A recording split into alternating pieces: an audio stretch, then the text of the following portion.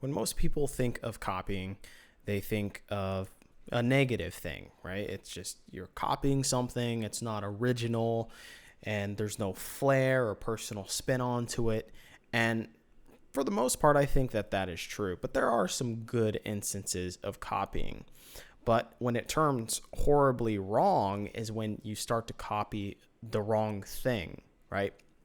So this whole idea started with me just kind of realizing that it seems like North American teams are copying macro from each other, right? Which is a very bad idea, right? You can even see this obviously the NA RAM. That's it's not a meme. That's actually a real thing. And people joke about that in the context of, well, North American teams just go mid. And it's like, well, sometimes there is a reason to actually just go mid and contest the mid wave and whatnot, right? But there are times into which you just wonder why a North American team is actually contesting mid, or they are in mid lane, right?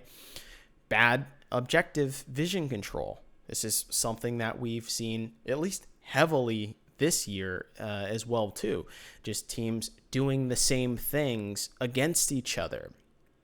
And, the whole idea of not going to a side lane also is another North American special. So it seems like what's happening is that North American teams are copying each other's tendencies, and it becomes this cyclical pattern. Now, before we get into the weeds of North American teams, let's just talk about the fundamental idea of why copying even exists, right? Just as a fundamental basic theory.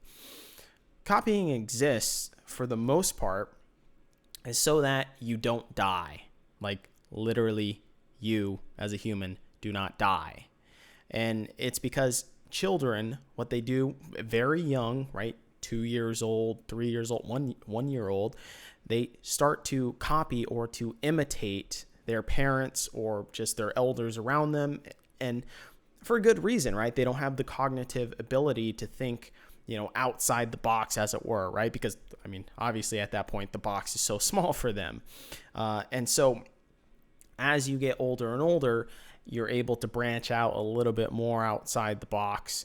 And not only that, it's that if you do branch outside the box too far, you're probably going to die, right? Just as a little human not knowing anything. And so that's why copying actually exists. It's just so you don't die. Now, you think of even the idea of copying in itself of just the genetic module. Now, obviously, genes have to copy each other quite a lot, but then there becomes this mutation. And sometimes the mutation ends up being the one that actually survives, right? You could think of a whole lot of different diseases and stuff. And, this section of population or humans or whatever survive because they have a resistance to this particular disease or whatnot, or virus. And so they end up surviving. So that's, just the whole theory of evolution in a nutshell, and why copying is good, but also why certain small little mutations are very good as well too. So copying is good for rookies to learn. I think that just goes without saying, right? You need to get your fundamentals down. You need to learn lane matchups. You need to learn when and when not to go for a particular CS. You need to know when this rotation happens, this is probably what you should do. 90% of the time, you should know that you need to set up for objective vision control. But at the same time, you also don't want to go crazy and think that you can just copy everything that you see in terms of maybe a good team, right? Like the famous instance of that would be G2. Back in the day, at least, of course, with perks and caps on G2, you can't copy G2. You can't copy that style. It's not something that's so orthodox. But remember, they weren't like that in the very beginning. As individual players, even, they weren't like that in the very beginning, to where they were playing these crazy wacky picks and the coach kind of let them do all their own shit or whatever, and they could just kind of go ham. And Like, no, it was never like that. They all had to go through this spurt of learning the fundamentals. So there are things in which you can learn as a rookie and learn from particular people or particular teams, but there's just some things that are out of your reach because they just break the book and you aren't ready to do that. So I'm going to drop a little car analogy here. I know you guys love these. So Volkswagen originally had magnesium engines, and if you guys have been studying your periodic tables, you'll know that magnesium has a notoriously low boiling point for a metal, right? It goes from a solid to a liquid at a rather low boiling point, right? Rather low temperature. So as you could imagine, that's very bad for an engine that heats up. And not only that, but back in the day, Volkswagen didn't have liquid or coolant, right, running through an engine like a modern engine would right now. And, your typical modern vehicle, your Toyota or Honda or whatever. And so all these were air cooled. And so they would heat up. And then if you ever end up lighting a magnesium engine and getting it too hot, it has like this, it's kind of like a nuclear reactor, in that it just keeps going by itself and just getting hotter and hotter by itself. So it just ends up burning itself to the ground. And so this is one instance to where you probably don't want to step outside the box, right? Like as Volkswagen did. And to be fair, Volkswagen probably used magnesium because, I don't know, maybe it was in abundance within Germany, or maybe Germany ran out of steel because of, the war or whatever, World War II or World War I, right? Like, country was in massive debt anyways. So maybe that was the whole reason as to why they did, use magnesium. But the point is that if you do follow something that's very unorthodox, you better expect also to partake in the failures of such, right? Like G2 could have failed massively. People would have criticized the fuck out of that team, right? So you got to be careful in what you copy, right? So just like, the idea of copying and how it's a bad thing in some instance, but also it's just generally a good thing. It's difficult to know when to stop imitating something, right? When to draw back and say that you should end up implementing your own ideas and your own kind of thought process in order to add a little bit of something extra to it. So just like my G2 reference, now how about Griffin with their fast-paced style that was unlike any other LCK team, kind of like what you think of Kingzone Dragon X? That was probably about it. And so you wonder this and how that came to be, and it's like, well, they saw every other LCK team doing the same shit, and so they decided, well, why aren't you guys just changing it up this way and playing more aggressive in the early game? And so you saw massive amounts of success, but that's in part, I think, due to the coaching staff recognizing exactly what is counter to their entire fucking region. So that was a big switch, but they understood the fundamentals, right? So it's once you understand the rules, you know when and how to break them, right? Like that's the same thing with writing or with content creation, right? Like as a content creator itself, or just as an interviewer, what particular questions that you maybe can or cannot ask, and then you start to push the boundaries a little bit, or maybe you study a content creator or an interviewer and you realize, okay, these are the tendencies that he does.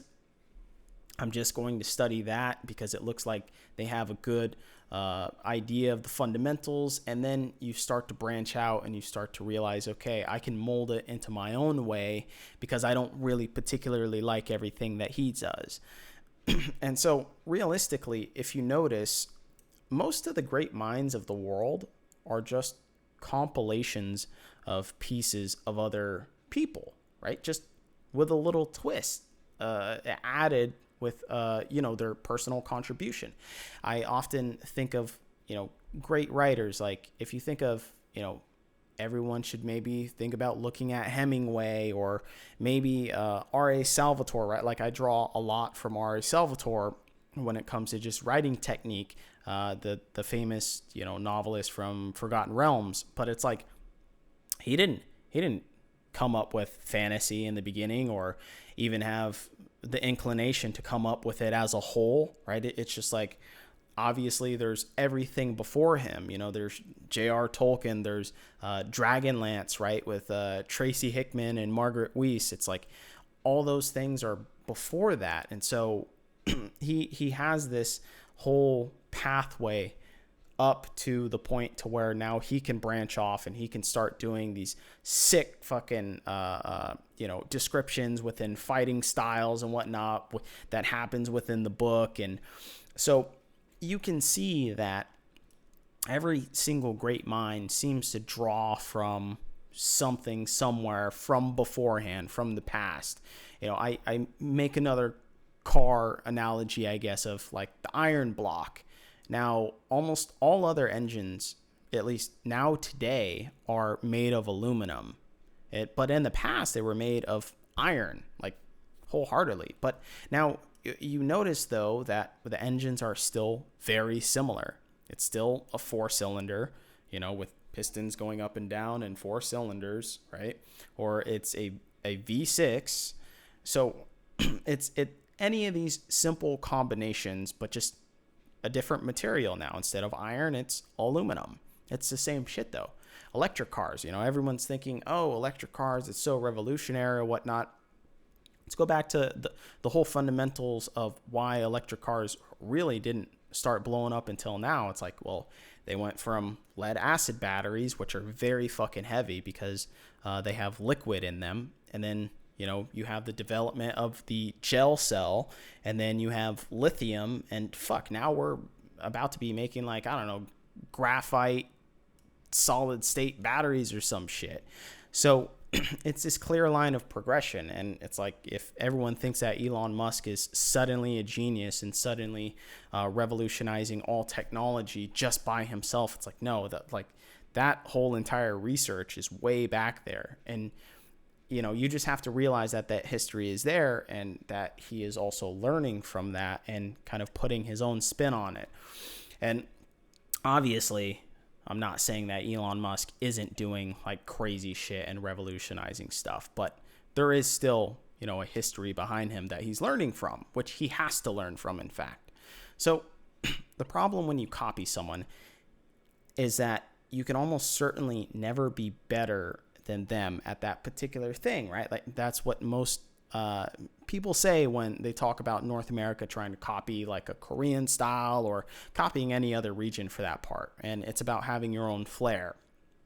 Not only that, though, I think you actually get stuck in a cyclical rotation, and especially if you're trying to copy the wrong thing. And then it just becomes, well, where you're only trying to learn from this small group, and it just happens to be one of the worst groups to try and copy, which is other North American teams.